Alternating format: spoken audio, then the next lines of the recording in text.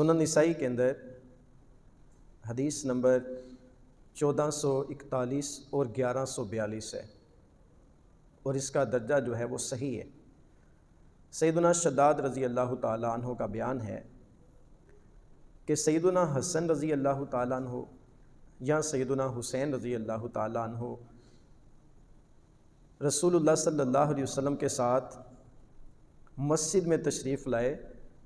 نماز عشاء کی امامت کے لیے۔ فرماتے ہیں کہ جب حضور نبی کریم صلی اللہ علیہ وسلم نے امامت شروع کی تو جو بھی شہزادے، جو بھی نواسے آپ کے ساتھ تھے ان کو ساتھ کھڑا کر لیا، اور خود نبی پاک صلی اللہ علیہ وسلم نے عشاء کی نماز کی امامت شروع کر دی۔ فرماتے ہیں نبی مکرم صلی اللہ علیہ وآلہ وسلم نے تکبیر تحریمہ کہہ کر نماز شروع کی، پھر آپ صلی اللہ علیہ وسلم نے رکوع کیا، رکوع سے اٹھے پھر سجدہ کیا۔ جب آپ صلی اللہ علیہ وآلہ وسلم نے سجدہ فرمایا تو سجدے کو طویل کر دیا، یعنی روٹین میں اتنا لمبا سجدہ نبی مکرم صلی اللہ علیہ وسلم نہیں فرماتے تھے جتنا لمبا سجدہ اس دن آپ نے فرمایا۔ تو حضرت شداد رضی اللہ تعالیٰ عنہ فرماتے ہیں کہ میں نے سجدے سے سر اٹھا کے دیکھا نماز کی حالت میں کہ کیا معاملہ ہوا ہے۔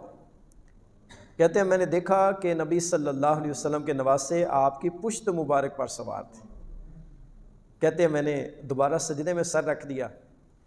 جب نماز مکمل ہوئی تو صحابہ کرام نے عرض کی، یا رسول اللہ صلی اللہ علیہ وسلم،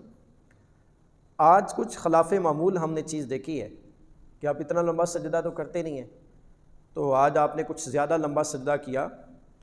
تو ہم پریشان ہو گئے کہ شاید کسی چیز نے آپ کو پریشان کیا ہے، یا اللہ تعالیٰ کی طرف سے آپ پر وحی نازل ہونا شروع ہو گئی جو آپ نے اتنا طویل سجدہ کر دیا ہے۔ تو نبی پاک صلی اللہ علیہ وسلم نے ارشاد فرمایا، میرے نواسے میری پشت پر سوار تھے، تو میں نے یہ مناسب نہ سمجھا کہ بچے جو ہیں وہ میری مرضی سے نیچے اتریں، میں یہ چاہ رہا تھا کہ وہ اپنی مرضی سے نیچے اترے تاکہ میں سجدے سے سر اٹھاؤں۔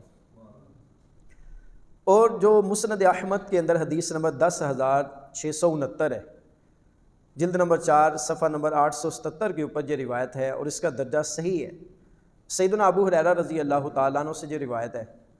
اس میں یہ ہے کہ حضرت حسن رضی اللہ تعالیٰ عنہ اور حضرت حسین رضی اللہ تعالیٰ عنہ دونوں حضور نبی کریم صلی اللہ علیہ وسلم کی مبارک پشت پر سوار تھے۔ ہو سکتا ہے کہ یہ الگ واقعہ ہو اور جو وہ پہلے والا واقعہ وہ الگ ہو، بہرکیف واقعہ پہلے کا ہو یا بعد کا ہو،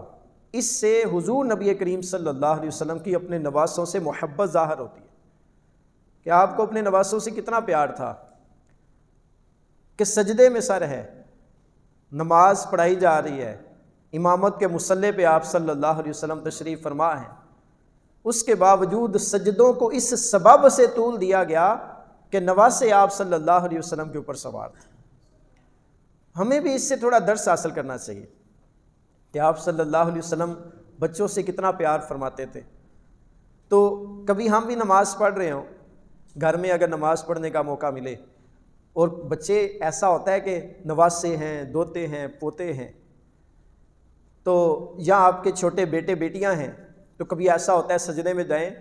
گھر میں نماز پڑھ رہے ہوں تو بچے وہ واقعی پیٹھ پہ سوار ہو جاتے ہیں، پشت پر چڑھ جاتے ہیں۔ تو اس دوران ہمیں حضور نبی کریم صلی اللہ علیہ وسلم کی سنت پر عمل کرنا چاہیے۔ اس وقت ہمیں غصہ نہیں کرنا چاہیے، اور نہ ہی اس کے بعد اپنے گھر والوں پہ غصہ کرنا چاہیے کہ میں نماز پڑھ رہا تھا اور تمہیں پتہ ہی نہیں چلا، بچے میری پشت کے اوپر بیٹھے ہوئے تھے تو تم کیا کر رہی تھی۔ اس طرح گھر والوں کے اوپر غصہ کرنا شروع کر دیتے ہیں لوگ، یہ مناسب رویہ نہیں ہے۔ اس وقت کہ جب آپ کا کوئی بچہ آپ کی پشت پر سوار ہو تو نبی مکرم صلی اللہ علیہ وسلم کی اس سنت کو یاد کر لیا کریں، اور سبحان ربی الاعلی، سبحان ربی الاعلی اس تسبیح کو پڑھتے رہیں۔ اور جو آپ کی پشت پہ بچہ سوار ہے جب خود اتر جائے تو دل کے اندر یہ اطمینان رکھیں کہ آج میں نے نبی مکرم صلی اللہ علیہ وسلم کی اس سنت کے اوپر عمل کیا ہے، تو ثواب بھی ملے گا۔ اور یہ امت کے لیے بھی درس تھا کہ میں اپنے نواسوں سے پیار کرتا ہوں تو تم نے بھی میرے نواسوں سے پیار کرنا ہے۔ میں اپنے اہل بیت سے اتنی محبت کرتا ہوں، اے میرے امتیوں تم نے بھی میرے نواسوں سے محبت کرنی ہے۔ تو آج بھی اگر ان سے محبت کی جائے گی تو اللہ تعالیٰ ہم سے محبت کریں گے۔ اس کو فار گرانٹیڈ نہ لیا کریں، ان چیزوں کو، ان کو فارمیلٹی نہ سمجھا کریں،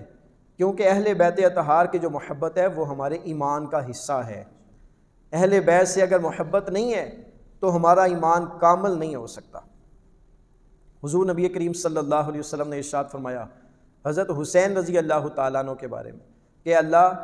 میں حسین سے محبت کرتا ہوں، تو بھی حسین سے پیار کر، اور اے اللہ اس سے بھی پیار کر جو حسین سے پیار کرے۔ کہ آپ اپنے نواسے کے بارے میں فرما رہے ہیں۔ اچھا، یہ ایسا نہیں ہے کہ